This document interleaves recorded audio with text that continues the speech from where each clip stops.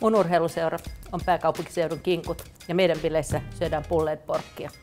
Se on yksinkertainen ruoka, joka syntyy helpoista raaka-aineista, lähes itsestään. Katsotaan, miten tämä homma skulaa. Pulled-porkkihan valmistetaan kaslerista. Homma lähtee siitä, että mä annan merisuolan kanssa tälle sikaniskalle pienen hieronnan. Tämä tehdään sen takia, että pinta rikkoontuu ja suola imeytyy tasaisemmin lihaan. Annetaan possun pötkötellä pari tuntia huoneen lämmössä ja jatketaan valmistamista sitten. No niin, possuseni. Nyt on meidän hellyystuokio loppu ja aika lähteä uuniin. Mä pistän sut pataan ja annan sulle kaveriksi sinne muutaman sipulinlohkon seuraksi. On tässä myös pari valkosipulin kynttä lohkottuna mukaan. Ja pisteeksi iin päälle pari tähtianista antamaan mukavaa mausteista makua. Nyt meidän possu on enää maustekastiketta vailla.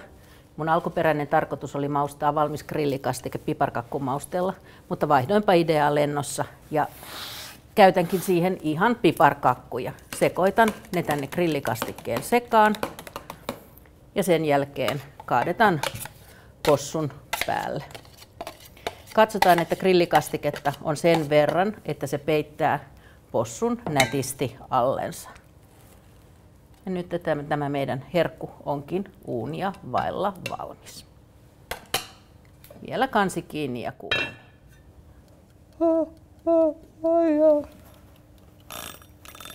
Nyt tämä meidän possu on lötkötellyt siellä lämpimässä 6–8 tuntia, joten eiköhän käydä katsomassa, miten poika jaksaa.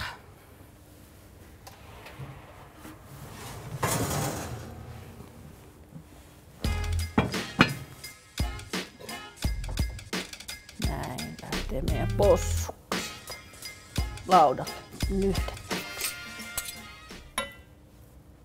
Ja tästä sitten 2 haarukkaa avuksi ja aletaan nyhtää.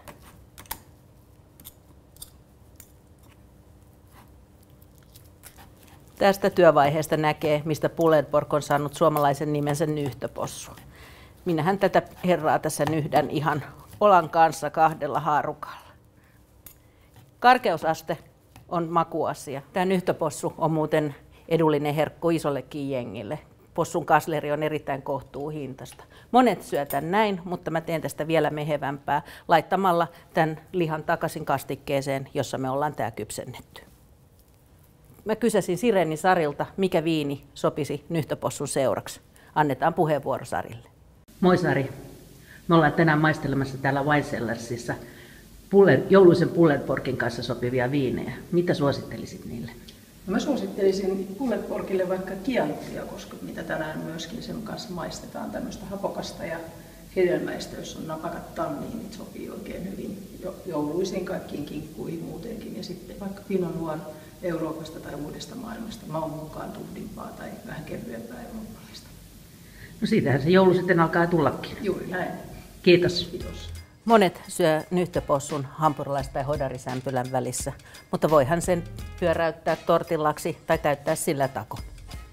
Mä tykkään itse ciabatta-leivästä, joka on paistovalmis, koska silloin siinä yhdistyy herkullinen liha ja tuore leipä. Perinteinen lisäke on amerikkalainen kaalisalaatti. Käy katsomassa coleslawn ohje kotiliese.fi-sivuilta.